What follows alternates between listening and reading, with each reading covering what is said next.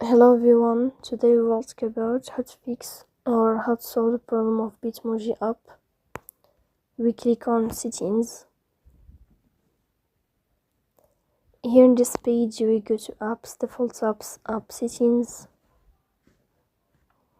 And then in this list you will go to Bitmoji app and you will enter. Here in this page of app info you will click on first stop and you will click OK. Here you will enter to the window of storage.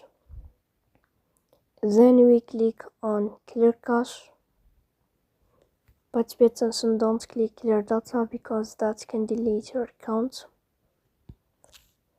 In the end you can turn on your airplane mode and you can turn off your airplane mode again to fix that problem.